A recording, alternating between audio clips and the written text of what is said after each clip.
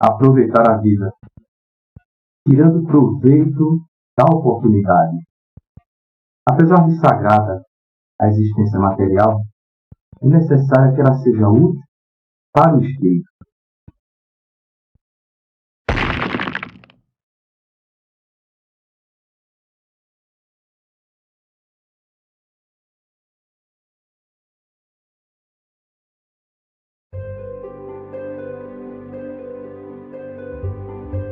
Não basta a criatura apegar-se à existência humana, mas precisa saber aproveitá-la dignamente.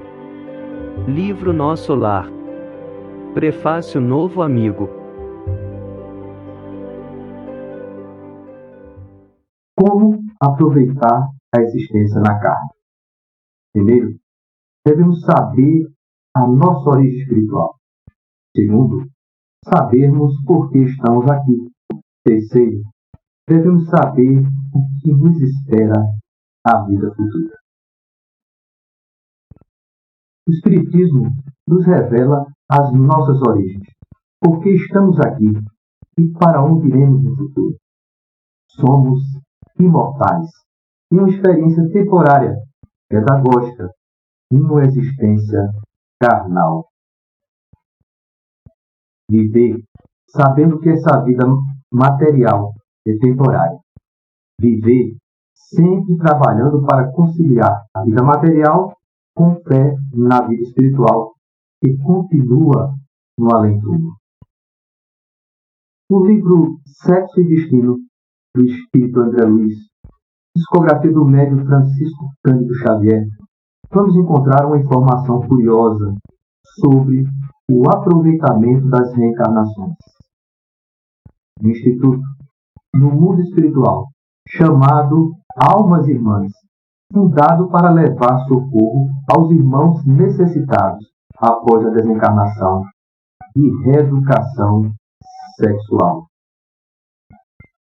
O Instituto cobria uma área de 4.000 metros quadrados com edifícios, praças e jardins. Uma pequena cidade espiritual. Inalava tranquilidade e alegria nos rostos sorridentes dos seus habitantes, todas as idades de ambos os sexos. Muitos que sorriam eram remanescentes de tragédias passionais intensamente vividas no mundo.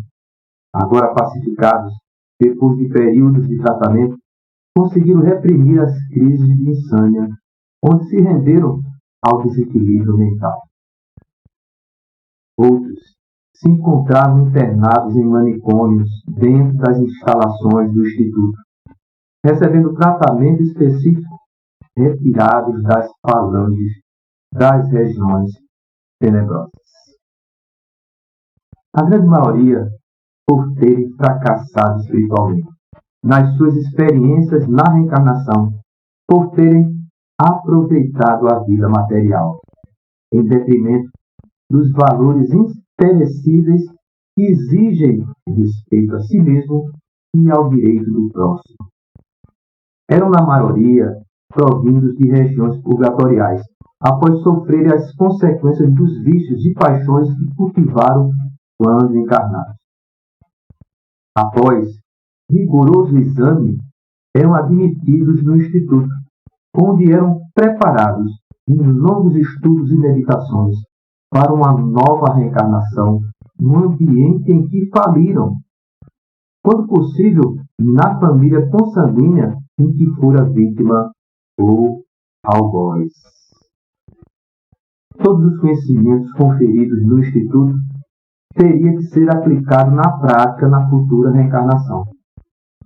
Antes de reencarnarem, estagiavam na futura família, resguardando-a e a defendendo, uma espécie de anjo protetor, até que a oportunidade se apresentasse para voltarem como filhos, para edificarem a redenção dos seus delitos, o perdão dos seus algozes.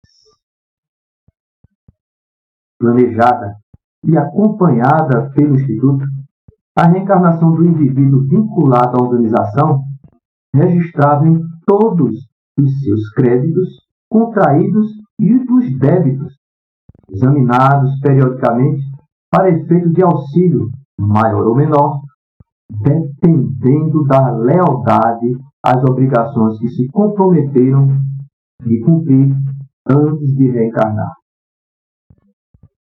O espírito André Luiz pergunta ao espírito Belino, no livro Sexo e Destino, sobre a média de aproveitamento da reencarnação da comunidade de espíritos preparados pelo Instituto Almas Irmãs no plano espiritual.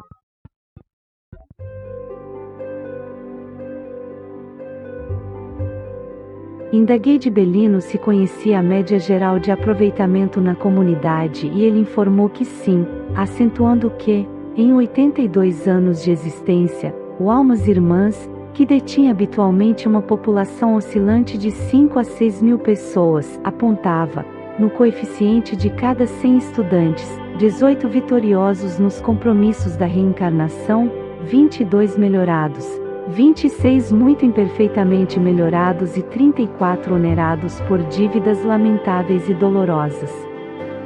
Livro Sexo e Destino. Espírito André Luiz, psicografia do médium Francisco Cândido Xavier.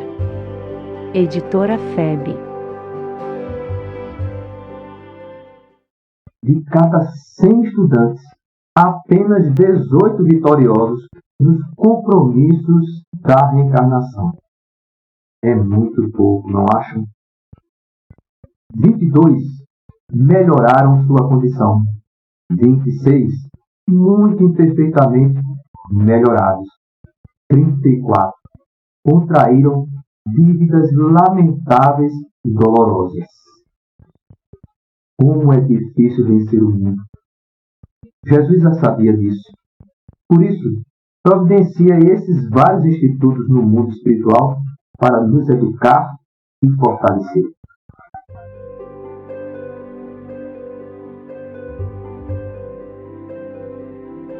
Entrem pela porta estreita, pois larga é a porta e amplo o caminho que leva à perdição, e são muitos os que entram por ela. Como é estreita a porta, e apertado o caminho que leva à vida.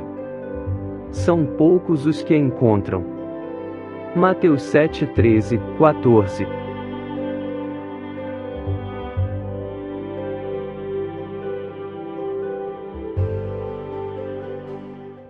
Imaginem se nós não tivéssemos a ajuda desse instituto no plano espiritual. Como estariam essas estatísticas? Seria uma tragédia moral.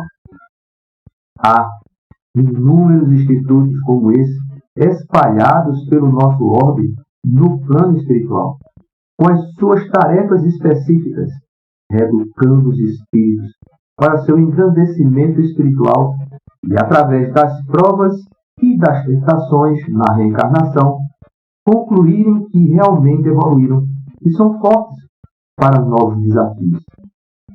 Imaginemos o nosso mundo sem essa ajuda da misericórdia divina.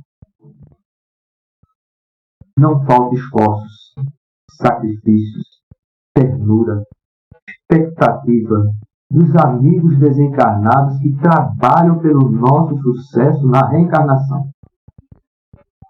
E pelas estatísticas apresentadas, muitas vezes escolhemos renunciar aos compromissos morais firmados antes de voltarmos ao berço da carne.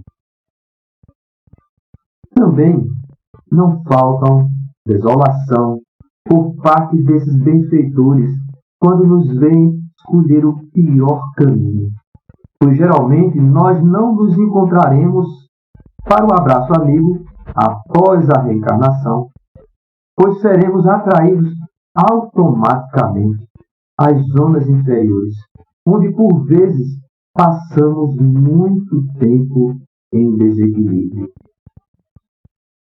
E observemos que estamos falando de um único aspecto das nossas imperfeições, o desequilíbrio do sexo. Imaginemos que ainda há as diversas imperfeições filhas do egoísmo e do orgulho. O livro Nosso Lar e sua coleção vai nos dar dicas para o bom uso da reencarnação e os efeitos do mau uso, mostrando-nos como evitar o que leva às aflições aqui na Terra e a busca da vivência pacífica com os nossos semelhantes, nos habituando à prática do bem. É o Evangelho de Jesus sendo colocado no seu devido lugar.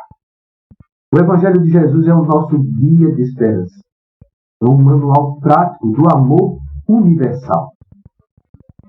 Interessante que o livro Nosso Lar serve para muitas gerações, diversas faixas etárias, pois se move mergulhando nos aspectos da diversidade cultural humana, de forma genérica, atendendo a muitas situações, com exemplos que temos que usar como referência para avaliarmos as consequências dos nossos pensamentos, palavras e atos.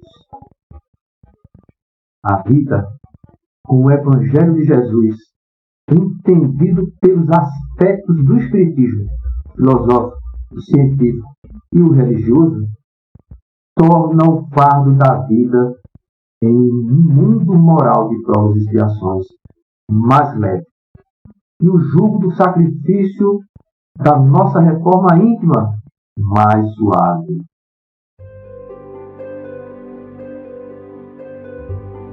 Venham a mim, todos os que estão cansados e sobrecarregados, e eu darei descanso a vocês.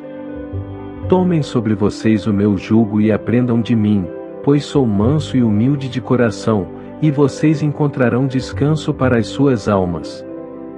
Pois o meu jugo é suave e o meu fardo é leve. Mateus 11, 28, 30.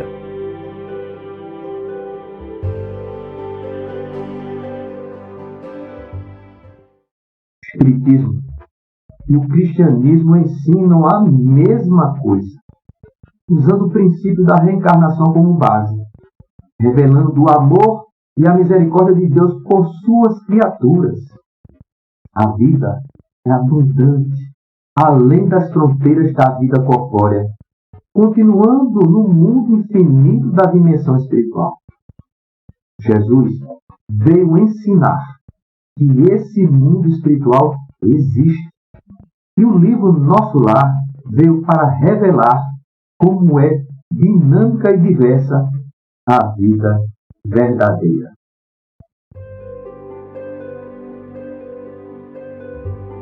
O ladrão não vem senão a roubar, a matar e a destruir. Eu vim para que tenham vida, e a tenham com abundância. Jesus, de João 10, 10.